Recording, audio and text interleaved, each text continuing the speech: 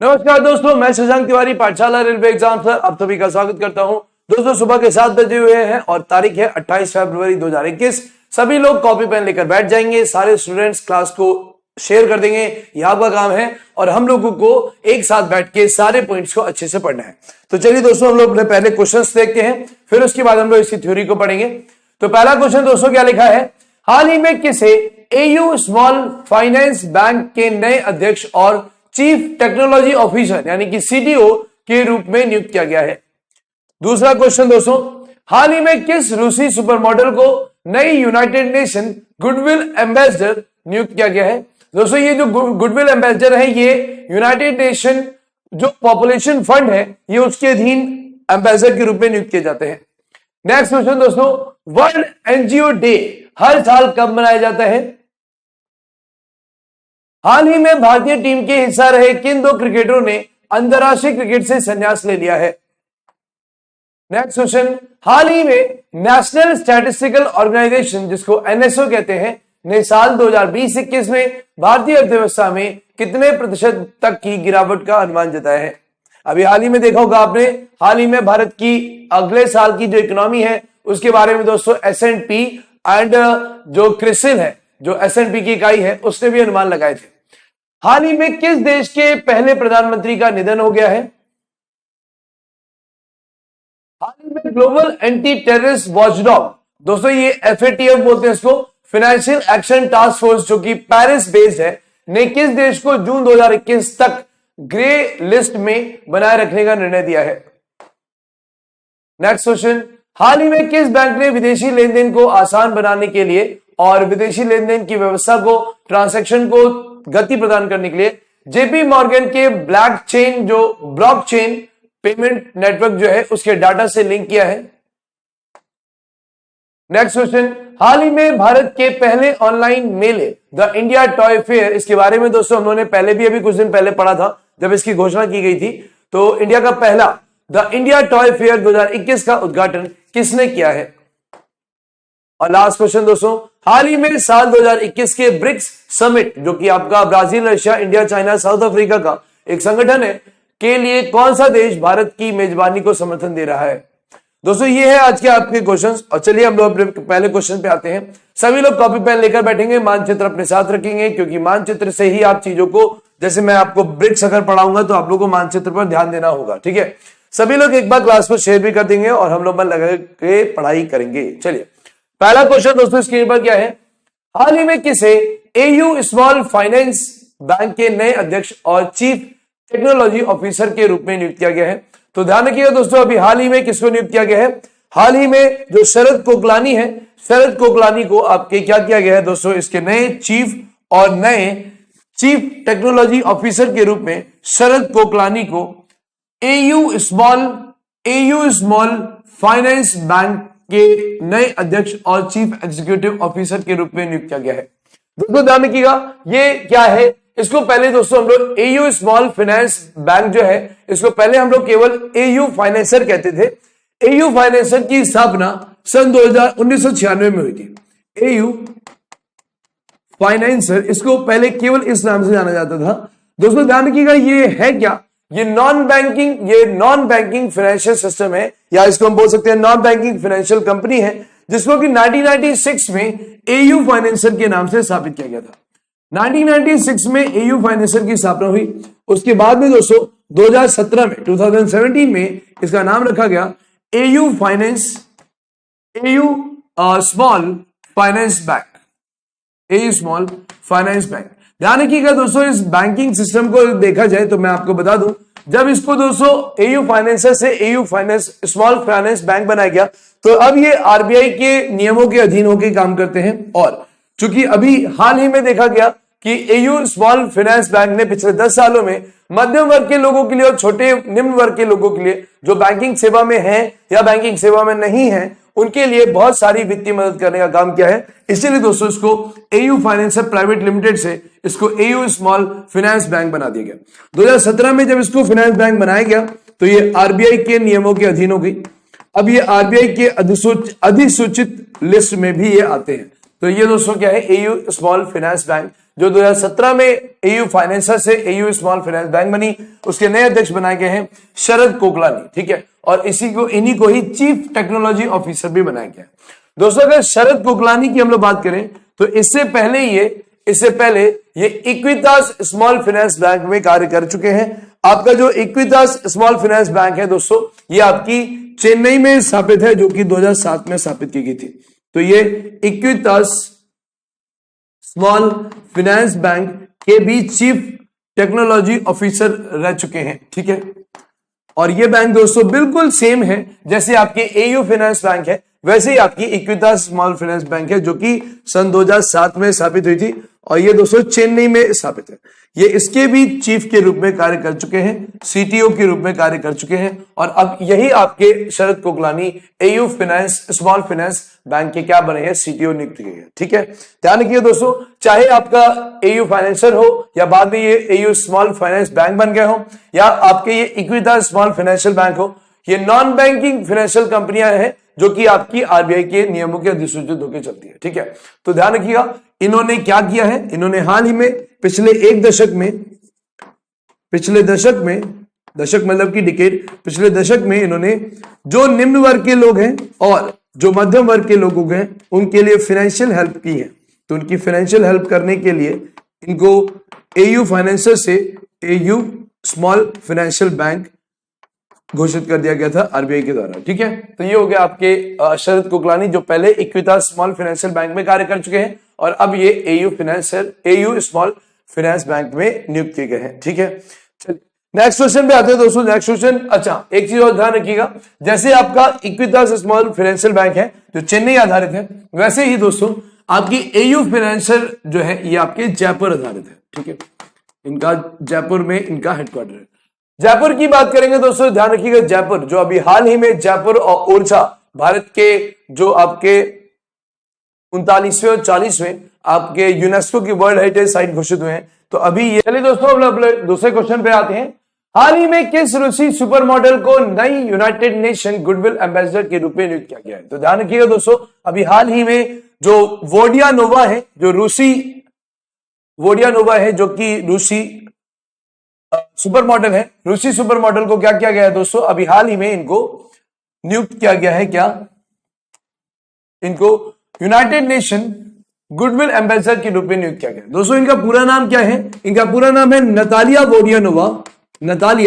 वोडियानोवा, जो कि एक सोशल वर्कर भी है और एक एनजीओ के तहत, जो कि वोडियानोवा एनजीओ भी है, तो वोडियानोवा एनजीओ के तहत ये सोशल वर्कर के रूप में काम करती है। ध्यान रखिएगा दोस्तों, यूनाइटेड नेशन गुडविल एम्बेसडर जिसको बनाया जाता है, जैसे कि नतालिया वोडियानोवा अभी आपकी यूनाइटेड नेशन गुडविल एम्बेसडर बन गई हैं।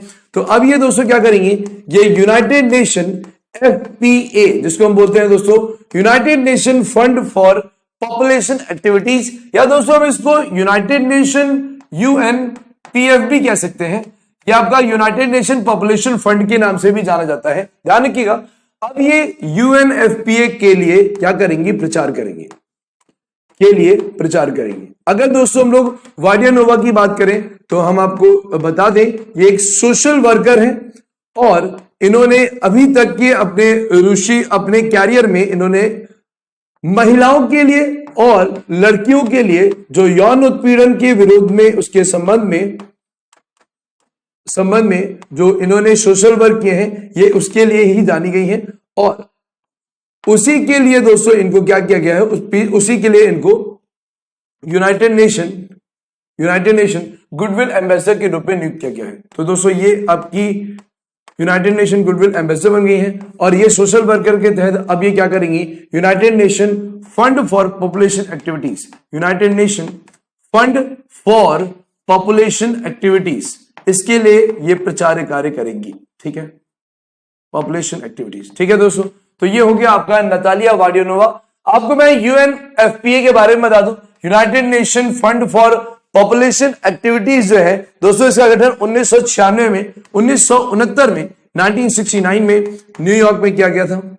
ध्यान रखिएगा, ये UNO की एक एजेंसी के रूप में कार्यरत है जिसको हम UNFPA कहते हैं और इसकी जो दोस्तों चीफ है, नतालिया नतालिया कीनम करके इसकी चीफ है।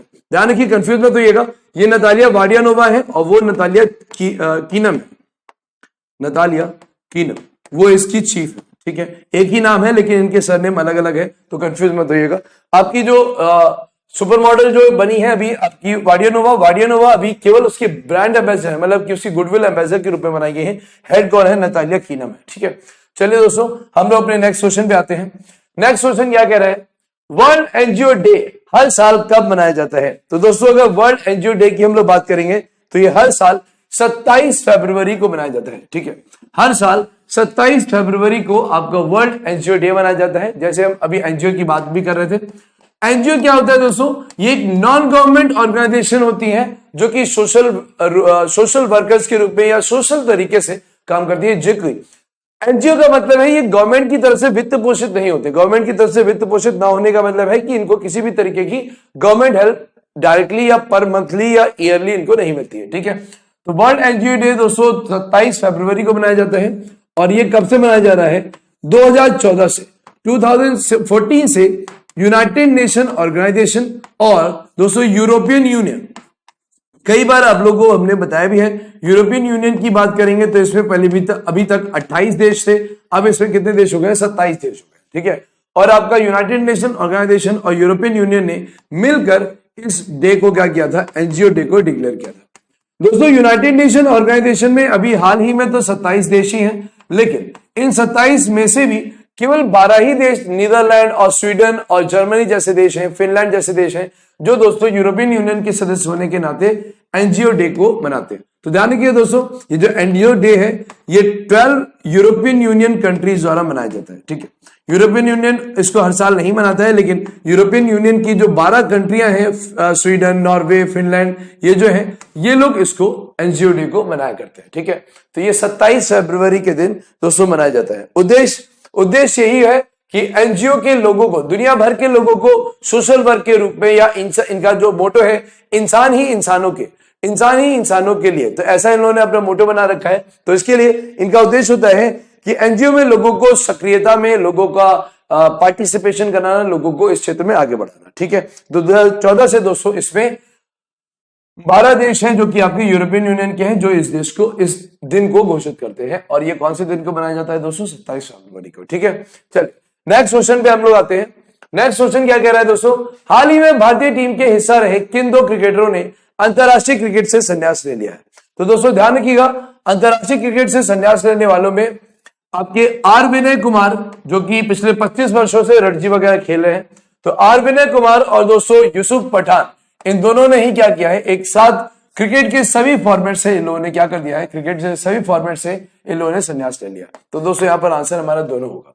ध्यान रखिएगा, आर विनय कुमार की अगर बात करें, आर विनय कुमार ने भी फर्स्ट क्लास क्रिकेट से और टेस्ट क्रिकेट से सभी फॉर्मेट से इन्होंने इस्तीफा दे दिया है। और जो यूसुफ पठान है, जो कि आपके इरफान पठान के भाई हैं, जिन्होंने अंतरराष्ट्रीय क्रिकेट में अगर देखें तो इन्होंने दोस्तों 2007 का जो T20 आईसीसी वर्ल्ड कप पहला हुआ था, जिसमें इंडिया जीती थी, पाकिस्तान को हराया था, उसमें भी इन्होंने हिस्सा लिया था। और दोस्तों 2011 में जो आईसीसी वर्ल्ड कप था, international one day cricket world cup, उसमें भी ये हिस्सा रहे थे। तो यूसुफ पठान और विनय कुमार ने एक साथ सभी फॉर्मेट से इस्तीफा दे दिया है,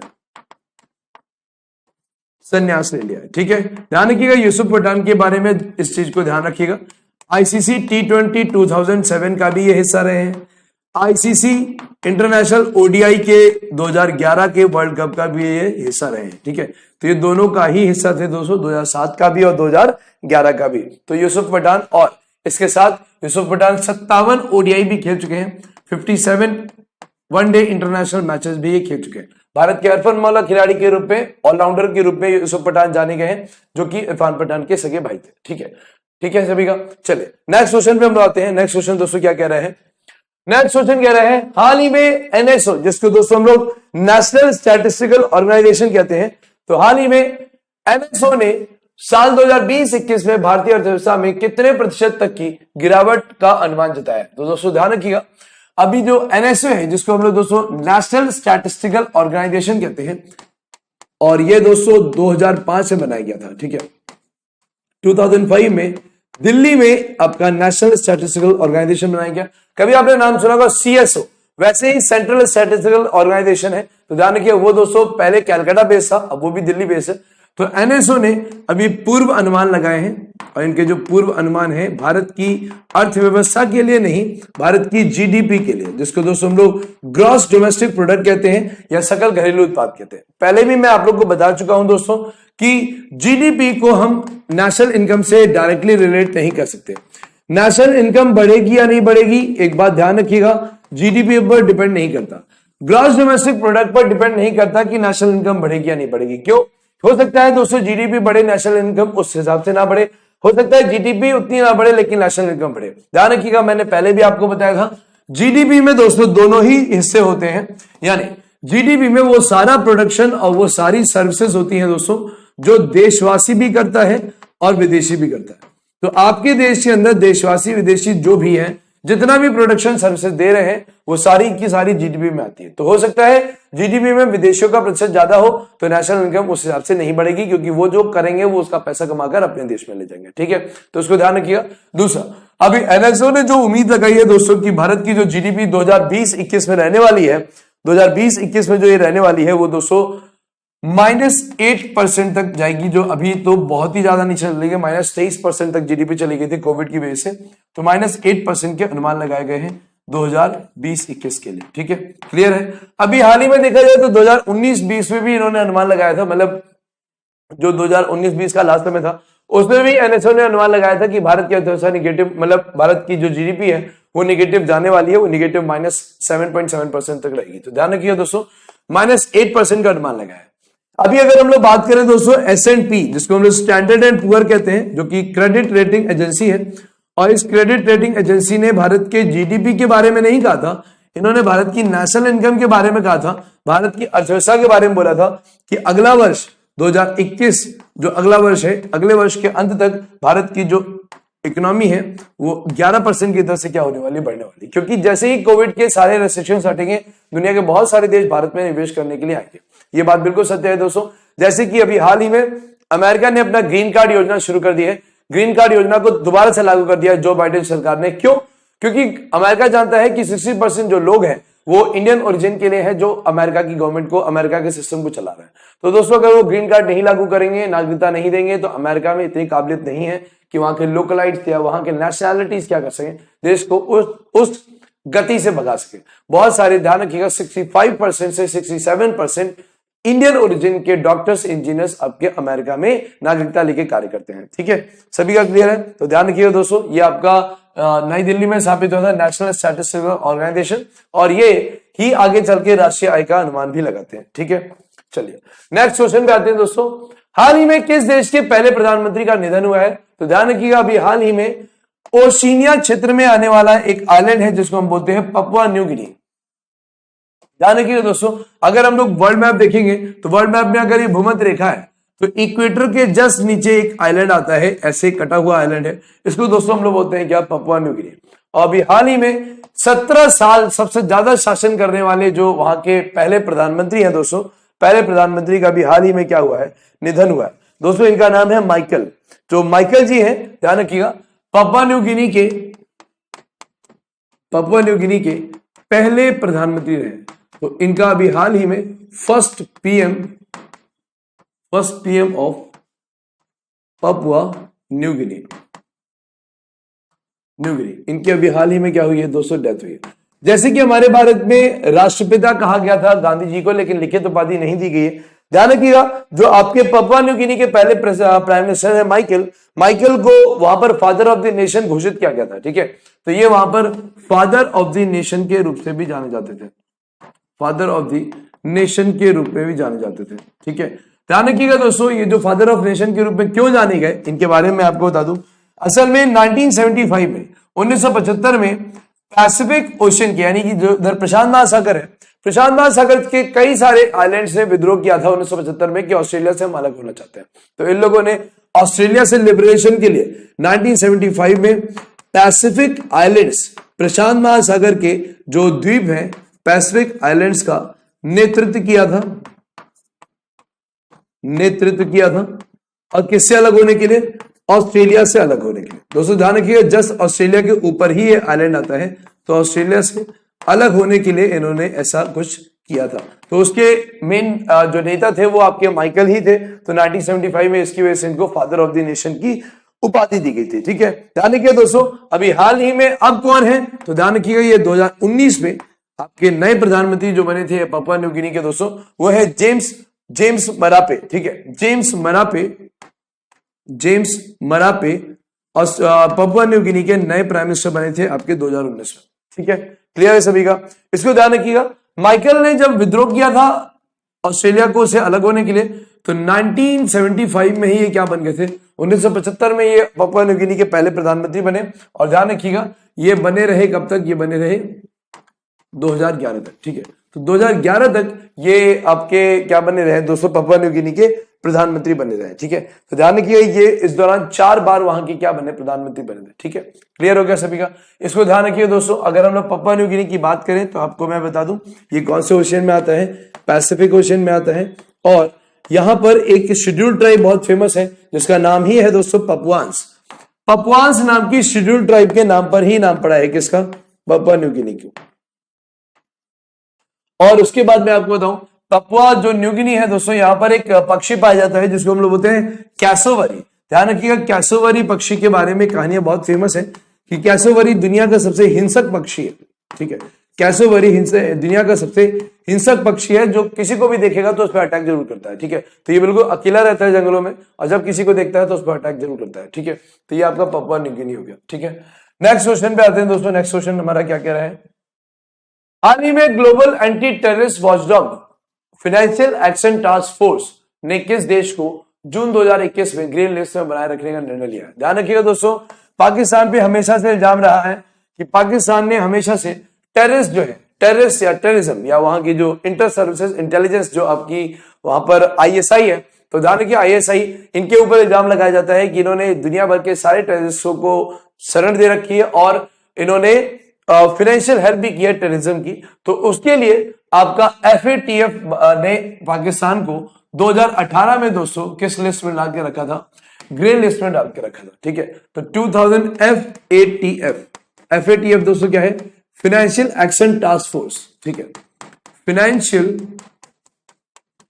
एक्शन टास्क फोर्स। ध्यान रखिएगा दोस्तों, ये फ्रांस के पेरिस बेस्ड एक टास्क फोर्स है जिसने की पाकिस्तान पर कई बार इस प्रकार का दबाव डाला है कि हमारे जितने भी 27 एजेंडे हैं उस 27 एजेंडे को, टेररिज्म को खत्म करने के लिए आपको हमारा साथ देना पड़ेगा। तो ध्यान रखिएगा दोस्तों, आपका जो ये फाइनेंशियल एक्शन टास्क फोर्स है ये 1989 में जब स्थापित हुआ तो इसने अपना पहला ही जो एजेंडा बनाया था वो यही था कि पाकिस्तान टेररिज्म को क्या करे, खत्म करे। ठीक है, तो ध्यान रखिएगा सन 2018 में 2018 में इन लोगों ने पाकिस्तान को, FATF ने पाकिस्तान को ग्रे लिस्ट में डाला था कि आप जब तक हमारे 27 एजेंडे नहीं मानेंगे तब तक हम आपको ग्रे लिस्ट में डालकर रखेंगे और आपको किसी प्रकार की अंतर्राष्ट्रीय हेल्प आपको नहीं मिलेगी, जो कि आपको यूरोप से आप लेने की कोशिश करते हैं। यही कारण है दोस्तों, कहीं अगर हम लोग देखें तो आपको मैं बता दूं, चाइना बहुत फाइनेंशियली हेल्प करता है पाकिस्तान की। अगर चाइना फाइनेंशियली हेल्प ना करे तो शायद पाकिस्तान को यूरोप से कोई भी हेल्प ना मिले। ठीक है, तो चाइना ही इसकी एक ऐसी हेल्प करता है और चाइना इस समय दुनिया की बहुत बड़ी उभरती हुई ताकत है। आप देख रहे हैं यूरोपियन यूनियन से चाहे या ना चाहे सबसे ज्यादा व्यापार इस समय चाइना का है। इंडिया से चाहे या ना चाहे जितने भी बवाल हो रहे हैं, जितने भी विवाद हो रहे हैं, उसके बावजूद इंडिया का चाइना से सबसे ज्यादा व्यापार हो रहा है। ठीक है, तो 2018 में पाकिस्तान को ग्रे लिस्ट में शामिल किया था और उसके बाद से लेकर अभी दोस्तों 2021 में ये प्रतिबंध खत्म होने वाला था, लेकिन जून 2021 तक इस लिस्ट को बढ़ा दिया गया। तो इस लिस्ट में पाकिस्तान शामिल रहेगा जब तक पाकिस्तान इनके एजेंडे को पूरा नहीं करता, पाकिस्तान शामिल रहेगा। ठीक है दोस्तों, तो ध्यान रखिएगा ये ग्रे लिस्ट क्या है, ये दुनिया के वो देश की लिस्ट है जो देश टेररिज्म को दोस्तों फाइनेंशियल हेल्प करते हैं। ठीक है, कारण मैंने आपको बता दिया, कारण टेररिज्म को लगभग 1373 ऐसे इंटरनेशनल टेररिस्ट हैं जिनकी एक लिस्ट बनाई गई थी FATF द्वारा और वो पाकिस्तान को दी गई थी कि इनको किसी प्रकार की फाइनेंशियल हेल्प नहीं करेंगे, लेकिन पाकिस्तान नहीं मानता है और यही कारण है कि टेररिज्म को टेररिज्म को फाइनेंशियल हेल्प देना, हेल्प बंद की जाए। ठीक है, तो ये आपका है दोस्तों क्या, ये है आपका फाइनेंशियल एक्शन टास्क फोर्स, जिसने 1989 में स्थापित होते ही पाकिस्तान पर कई प्रतिबंध लगाए थे। 2018 में इसको ग्रे लिस्ट में डाला था और अभी भी ये ग्रे लिस्ट में है। ठीक है, चलिए नेक्स्ट क्वेश्चन पे आते हैं दोस्तों। हाल ही में किस बैंक ने विदेशी लेन देन को आसान बनाने के लिए जेपी मॉर्गन के ब्लॉकचेन पेमेंट नेटवर्क से करार किया है? तो दोस्तों ध्यान रखिएगा, स्टेट बैंक ऑफ इंडिया ने अभी हाल ही में अपने जितने भी फाइनेंशियल ट्रांजैक्शंस होते हैं, जितने भी अपने फाइनेंशियल सिस्टम है, उसके लिए ये जेपी मॉर्गन के साथ क्या हो गया है, टाई अप हो गया है। तो जेपी मॉर्गन के साथ टाई अप होने से ब्लॉकचेन पेमेंट जो नेटवर्क सिस्टम है, उसके डाटा लिंक में किसको भी शामिल कर लिया गया है, एसबीआई को भी शामिल कर लिया गया है। तो दोस्तों ध्यान रखिएगा, यहां पर आपका क्या है, यहां पर आपका जेपी मॉर्गन जिसके संस्थापक खुद जेपी मॉर्गन ही थे, जेपी मॉर्गन आपके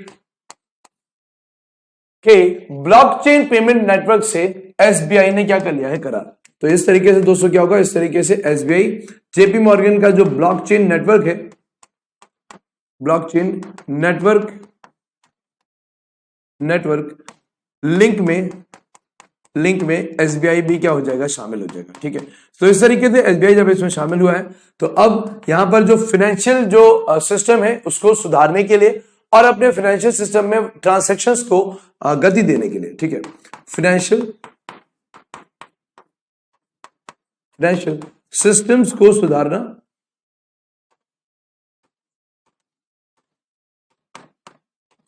और इसके साथ ट्रांजैक्शंस को गति देना,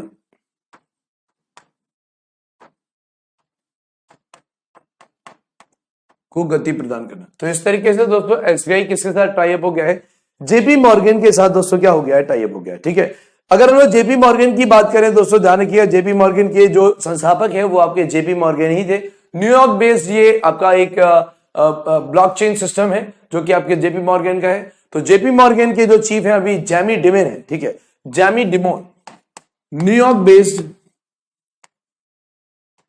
बेस्ड जेपी मॉर्गन के जो चीफ हैं अभी दोस्तों कौन है, जैमी डिमोन है, जो हेड है जैमी डिमोन। और इसके संस्थापक कौन है दोस्तों, संस्थापक खुद कौन है, जेपी मॉर्गन ही है। ठीक है, एसबीआई की बात करेंगे दोस्तों, तो एसबीआई के बारे में बहुत बार हम लोग पढ़ चुके हैं।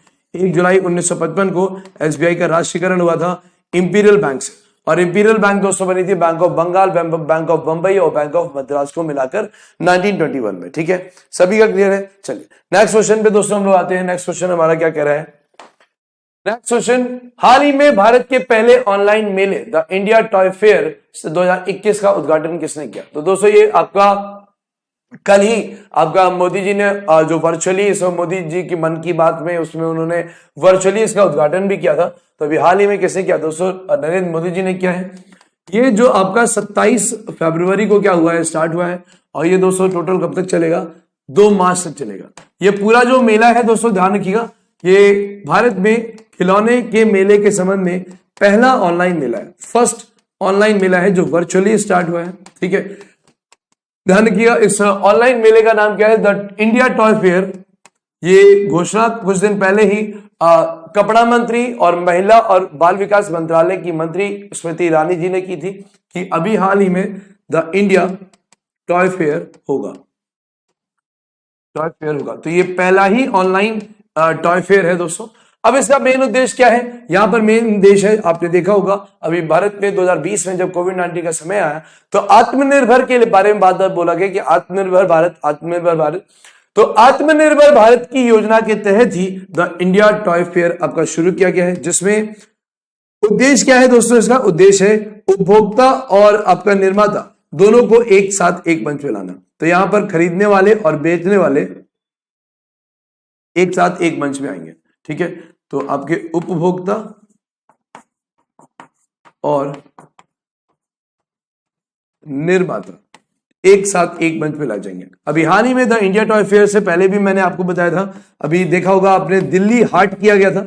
दिल्ली हाट की एक सिस्टम शुरू किया गया जो आपका जयपुर हाट, यूपी हाट भी हो चुका है। ये दोस्तों क्या है, ये छोटे छोटे ऐसे बाजार स्थापित की जा रही है सरकार द्वारा, जिसमें शिल्पकार और जो कारीगर है, जो हैंडीक्राफ्ट का काम करते हैं, उनको एक मंच में लाया जा रहा है। और इनके माध्यम से दोस्तों आपने ये भी सुना होगा ई दिल्ली हाट या ई जो हार्ट सिस्टम है वो आपका डिजिटली भी शुरू किया जा रहा है। देश से आगे विदेश के भी जो भारतीय मूल के लोग हैं वो लोग वेबसाइट के माध्यम से जो हैंडीक्राफ्ट के सामान है या जो शिल्पकारों के सामान है वो आपके हार्ट के माध्यम से ऑनलाइन भी खरीद सकते हैं। बिल्कुल वैसे ही आपने देखा होगा जो अभी 27 फरवरी 2021 को जो आपका ये वर्चुअल मेला शुरू हुआ है दोस्तों, ध्यान रखिएगा इसकी भी अपनी वेबसाइट है theindiatoyfair.in। तो इस तरीके की इन्होंने अपनी वेबसाइट भी बनाई है, गवर्नमेंट वेबसाइट है जिसके माध्यम से ये ऑनलाइन मेला भी चल रहा है और लोग जितने भी शॉपिंग करेंगे वो ऑनलाइन वेबसाइट के माध्यम से ही करेंगे। बट ऑब्वियस है क्योंकि यहाँ पर कोई भी एक जगह पर ये मेला नहीं हुआ है, ठीक है। तो दोस्तों ये 27 फरवरी से शुरू हुआ है और फर्स्ट ऑनलाइन मेला है जो कि 2 मार्च को क्या होगा, खत्म होगा, ठीक है। मेले का मकसद क्या है दोस्तों, उपभोक्ता और निर्माता को दोनों को एक साथ एक मंच पर एक वेबसाइट पर लेके आना ताकि उसी वेबसाइट से कोई भी उपभोक्ता खरीद सके और ग्राहक वहां पर आपका जो निर्माता है वो बेच सके, ठीक है। चलिए नेक्स्ट क्वेश्चन पे आते हैं दोस्तों। आज का आखिरी क्वेश्चन हमारा क्या है, हाल ही में साल 2021 के ब्रिक्स समिट के लिए कौन सा देश भारत की मेजबानी को समर्थन दे रहा है। तो ध्यान रखिए दोस्तों, अभी शी जिनपिंग ने पता नहीं कैसे चाइना के जो शी जिनपिंग ने अभी हाल ही में भारत को होस्टिंग करने के लिए भारत को बढ़ावा दिया है कि हम चाहते हैं कि भारत से हमारे रिश्ते क्या हों, अच्छे। तो शी जिनपिंग ने भारत को समर्थन दिया है कि भारत इस बार 2021 में दिल्ली में इसका सम्मेलन होने जा रहा है। तो दिल्ली में 2021 में ब्रिक्स सम्मेलन होगा, ठीक है, क्लियर है। और भारत इसका इस बार क्या है, भारत इसका अध्यक्ष फिर से बना है, ठीक है दोस्तों। अगर हम लोग ब्रिक्स की बात करेंगे तो ब्रिक्स के बारे में मैंने पहले भी आप लोगों को बताया है। ब्रिक्स का गठन 2006 में हुआ था। इसकी पहली बैठक जो थी दोस्तों, इसकी पहली बैठक ब्रिक के रूप में हुई थी और पहली बैठक हुई थी दोस्तों येकाटेरिनबर्ग में। दोस्तों ये येकाटेरिनबर्ग क्या है, येकाटेरिनबर्ग जो कि आपका रशिया का सबसे बड़ा औद्योगिक शहर है, वहां पर इसकी बैठक हुई थी, ठीक है। ब्रिक के बाद दोस्तों 2010 में ब्रिक्स आया था, यानी कि साउथ अफ्रीका में संगठन में क्या हुआ, शामिल हुआ, ठीक है। उसके बाद दोस्तों ध्यान रखिएगा 2014 में इलोगा ब्राजील में एक फोर्टालेजा सम्मेलन हुआ था और फोर्टालेजा सम्मेलन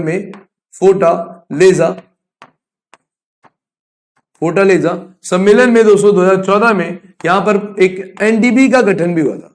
एनडीबी क्या है दोस्तों, ध्यान रखिएगा, इसको न्यू डेवलपमेंट बैंक या इसको दोस्तों हम लोग ब्रिक्स बैंक भी कहते हैं, जिसका की मुख्यालय जो है दोस्तों शंघाई में है। इसका मुख्यालय कहाँ है, शंघाई में है, ठीक है, ध्यान रखिएगा। और ये आपके चाइना में ही इसका मुख्यालय बना है। वैसे आपके ब्रिक्स के सारे देश से क्या है, सदस्य, ठीक है। तो ये दोस्तों आज की आपकी करंट अफेयर्स है। आज के लिए इतने रखते हैं, कल फिर से सुबह 7 बजे करंट अफेयर्स आपके लिए लेकर आएंगे। आज के लिए इतना ही, जय।